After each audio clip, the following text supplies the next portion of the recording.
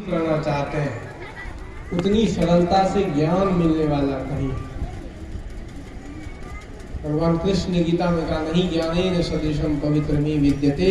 इस संसार में, इस धरातल पर पवित्र करने वाले साधनों में ज्ञान सर्वोत्कृष्ट साधन है। क्योंकि मनुष्य के बाह्य और आभ्यंतर जीवन को व्यवस्थित करने का साधन कोई है तो ज्ञान है, जिसके द्वारा विवेक है, जिसके द्वारा आदमी बाह्य जीवन को भी व्यवस्थित कर सकता है और आंतरिक जीवन को भी संयमित कर सकता है। अध्यात्म के गूढ़तम रहस्य को भी सुलझा सकता है और व्यवहारिक जगत में भी सम्मान पा सकता है ज्ञान के द्वारा। ज्ञान ही नहीं है, विवेक ही नहीं है, विचार ही नहीं है, बुद्धि ही नहीं है तो कहीं भी जाएंगे कुछ होने वाला नहीं। तो व्यवहारिक जीवन में शांति जीवन भर जियोगे, अशांत होकर के ही तो आदमी जीता है। शांति किसके जीवन में है? पारिवारिक जीवन में देखो तो हर एक परिवार में रोज कलह हो रहे हैं, झगड़ा हो रहा है, जीवन नरक बन गया है। रात दिन लोग लड़ते हैं, झगड़ते हैं। शादी किए, बच्चे पैदा किए, एक एक आदमी के 5-5 बच्चे हैं, आपस में लड़ रहे हैं, कट रहे हैं, मर रहे हैं, जीवन भर उसको कहीं शांति नहीं है जीवन में। क्यों?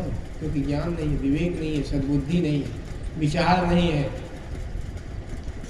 जहां आदमी जीता है वहीं ज्ञान के अभाव में दुखी होकर के जीता है। विवेक के अभाव में आदमी जहां रहता है वहीं दुखी रहता है। सब आदमी दुख पीड़ा है, कष्ट है। क्यों? कल एक जगह का आश्रम में थे हम, छातापुर में, नाम नहीं बताऊंगा। बहुत बड़े व्यक्ति, बड़े पद पर, प्रतिष्ठा है, पैसा है। कहा गुरु जी जहाँ जहाँ नौकरी किए वहाँ वहाँ जमीन खरीद लिए, सब कुछ है, पैसा है, धन संपत्ति सब कुछ है, लेकिन जीवन में शांति नहीं। कभी कभी लगता है कि जीवन बोझ बन गया है, इसको समाप्त कर दे, जीना नहीं चाहते। क्या करें? पैसा तो बहुत है, जहाँ नौकरी किए वहीं जमीन खरीद लिए, उसी जिला में, शहर में, सब जगह जमीन है, सब कुछ है, लेकिन शांति नहीं है। वही स्थिति प्रत्येक व्यक्ति की होती है विवेक के अभाव, विचार के अभाव में। विवेक के लिए बहुत मेहनत करना पड़ता है, बहुत यत्न करना पड़ता है, बड़ा प्रयत्न करना पड़ता है। ज्ञान व्यक्ति के जीवन में इतनी आसानी से नहीं उतरता है। अगर व्यक्ति पिपासु हो, जिज्ञासु हो, श्रद्धा वाला व्यक्ति हो तो अनायास से उसके जीवन में ज्ञान उतर जाता है। आप लोग देखें, बारिश होती है ना, अभी तो प्रचंड गर्मी है, धूप है, बारिश का समय आने वाला है, बारिश होगी। उस समय मान लीजिए छत है, छत पर आपने क्या किया, घड़ा रख दिया, बारिश हो रही है, रात भर बारिश हुई और सुबह आप जाते हैं, उस घड़े में पानी नहीं है। उसमें कारण क्या है? बारिश तो खूब हुई, रात भर बारिश हुई, लेकिन उस घड़े में पानी नहीं है। उसके पीछे कारण क्या है? क्योंकि बारिश तो हुई लेकिन वो घड़ा उल्टा था। उल्टा होने के कारण चाहे पूरा जीवन भर बारिश होता रहे, वो घड़ा नहीं भर सकता है। ठीक उसी तरह से आदमी का जीवन है। आदमी जीवन भर अज्ञानता में चलता रहेगा, उसके जीवन में कभी ज्ञान का दीप नहीं जल सकता है। क्यों? क्योंकि पात्र ही नहीं है। अपात्र व्यक्ति के जीवन में ज्ञान का दीप जलता है क्या? अगर हम अपात्र हैं, अयोग है, मैं आपको नहीं कह रहा हूं, अपने आप को कह रहा हूं। अगर मैं अयोग हूं, अपात्र हूं, तो कभी भी हमारे जीवन में ज्ञान का दीप नहीं जल सकता है। और हम दोष देते हैं लोगों को, दुनिया को, सबको कि हमारा जीवन ऐसे कैसे हो गया। अरे भैया, उसके मूल में कारण आप हैं। भगवान बुद्ध ने कहा था कि अपो दीपो भगवान, अपना ज्ञान का दीप स्वयं प्रकाशित करो, चलाओ। तो इतना आसान नहीं है सत्संग। आज आदमी जितना सत्संग को सहज सरल बना दिया कि माइक लगा दिया, बाजा लगा दिए, बढ़िया से सजा दिया पंडाल को, सब कुछ, बाबा साधु महात्मा आएंगे, बोलेंगे, हम कहीं बैठ के सुन लेंगे। इससे सत्संग नहीं होगा। पहले तो महापुरुषों से मिलना बड़ा कठिन होता था, इतने आसानी से साधु नहीं मिलते थे। इतनी आसानी से साधु नहीं मिलते थे, उनके पास जाना पड़ता था। अभी भी आप जाएंगे तो पहाड़ों पर, हरिद्वार से ऊपर कभी चले जाएं, उत्तर काशी या और ऊपर चले जाएं, गंगोत्री या आप कह दें हिमालय पर, तो अभी भी वहाँ साधु रहते हैं। लेकिन आप उनको प्रसिद्धि से कोई लेना देना नहीं, मान अपमान से कोई लेना देना नहीं। उनसे जाइएगा मिलने के लिए, आपको समय नहीं देगा, नहीं समय नहीं है ही नहीं।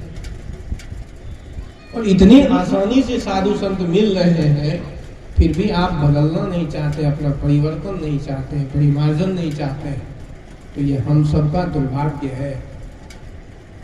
गीता कहती है कि तद्विद्धि प्रणिपाते न परिप्रश्ने न सेवया उद्दीक्षन्ते ज्ञानम ज्ञानिनस् तत्वदर्शिनः। तद्विद्धि प्रणिपाते न, कि महापुरुष के पास जाते हो तो कैसे जाओ, कहा प्रणिपत, तद्विद्धि प्रणिपाते न, प्रणिपत भाव से। अहंकार में कभी भी साधु संत के पास मत चले जाना।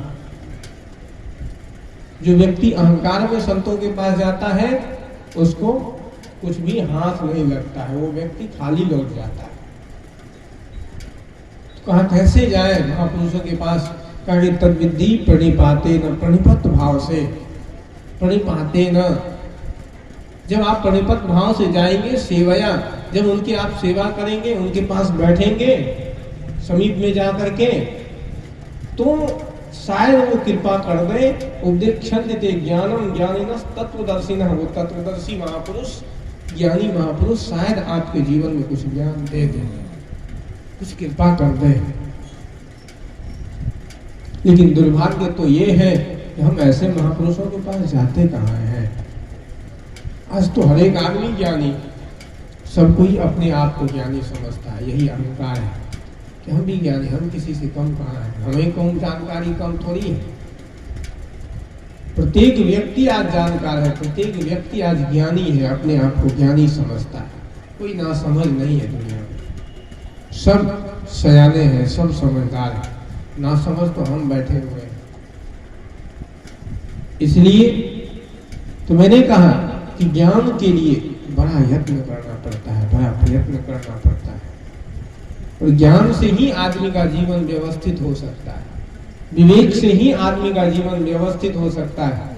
जिस व्यक्ति के जीवन में विवेक नहीं है, समझदारी नहीं है, उस व्यक्ति का जीवन कभी व्यवस्थित नहीं हो सकता। बस विशेष नहीं करते हुए मैंने पहले ही कहा कि इस धरती का सौभाग्य है, वो बच्ची का सत्संकल्प, उनके माता पिता भी धन्यवाद के पात्र हैं कि बच्ची के चले जाने के बाद भी उनको अपने संतति का संकल्प याद रहा। वैसे तो माता पिता का संकल्प पुत्र का गुरुतर दायित्व होता है कि अपने माता पिता के संकल्प का, माता पिता के संकल्प के अनुसार कार्य करे, माता पिता का नाम रोशन करे। अगर कोई शिष्य है तो उसका गुरुतर दायित्व होता है कि अपने गुरु के सत्संकल्पों का आचरण करे। लेकिन कभी कभार प्रकृति ही ये देखने को मिल जाता है कि जो पुत्री संकल्प किया, बेचारी चली गई दुनिया से, क्योंकि दुनिया का ये सबसे बड़ा सत्य है, यहाँ कोई भी व्यक्ति रहने के लिए नहीं आया। हम भी चले जाएंगे, आप भी चले जाएंगे, सबको जाना है। जातस्य ध्रुवो मृत्यु ध्रुवम जन्म मृतश्च।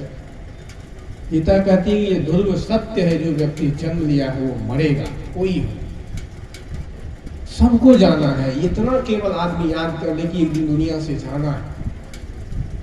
तो असमय चली गई, जाने की अवस्था नहीं थी, लेकिन प्रकृति कब किसको ले जाए कोई नहीं देखा है। लेकिन उसके संकल्प को सार्थक उसके माँ बाप, उसके परिजन लगे हुए हैं, तो ये धन्यवाद के पात्र हैं। मैं उनको धन्यवाद दूंगा, और सुचिता साहब जी को धन्यवाद तो नहीं दे सकता हूँ, इनसे यही आग्रह करूंगा कि बिहार की भूमि पर अभी तक कोई साध्वी आश्रम है भी तो थोड़े रूप में है, कोई बड़े रूप में है नहीं। मैंने पहले भी कहा कि मुख्य धारा से जुड़ा हुआ कोई आश्रम नहीं है।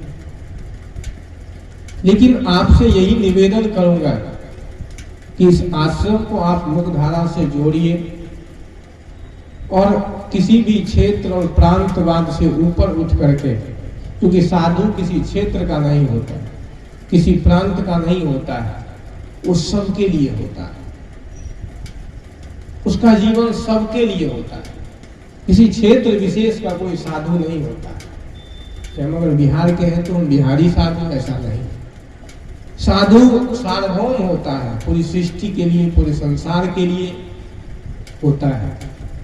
और यही भावना है भी आपके अंदर, तब इतने दूर से आकर के यहाँ, क्योंकि आपका आश्रम कोटियादीन में आज तक जा नहीं पाया, क्योंकि संयोग नहीं लगा। कभी छत्तीसगढ़, रायपुर, कभी कोटियादी, कई जगह इनका आश्रम है, मैं गया नहीं, आज तक छत्तीसगढ़ गया नहीं, क्योंकि कभी ऐसा मौका ही नहीं मिला। जब था मौका तो पढ़ाई करते थे, 12 वर्ष हरिद्वार में रहे, 13 वर्ष, कहीं घूमने का कोई मेरा शौक नहीं रहा, बचपन से ही अपनी मस्ती में जीता।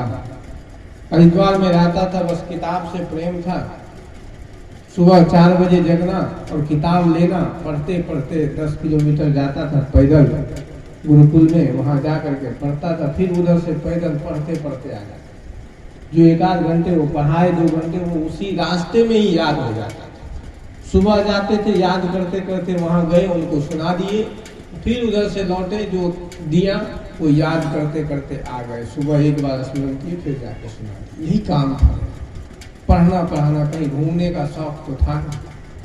कई बार निमंत्रण भी आया, जा भी नहीं पाया, छत्तीसगढ़ संयोग नहीं लगा, लेकिन अगर कभी संयोग मिलेगा तो जाना होगा। लेकिन कहने का अर्थ ये है, क्योंकि साधु साफ कहता है, इसलिए मैं साफ कह रहा हूं कि साधु का या साध्वी का जीवन समाज के लिए होता है, लोक हित के लिए होता है, लोक कल्याण के लिए होता है। इतने दूर से आकर के आज जितने लोग हैं सब आपके भाई बहन हैं, परिवार है, स्वजन है, अपने, इन सब का ध्यान आपको रखना है। और बिहार की जो बच्चियां साध्वी बनेगी, उनके लिए आप एक माँ का प्यार, गुरु तो होंगे ही आप, लेकिन एक माता का भी दायित्व आपको निर्वहन करना पड़ेगा। उनको अच्छा मार्गदर्शन दे कि बिहार में भी एक साध्वी समाज उभरे, जो समाज के लिए, लोक कल्याण के लिए आगे बढ़े। क्योंकि आज के समय में स्त्री और पुरुष दोनों समान, पहले जो भी भावना रही होगी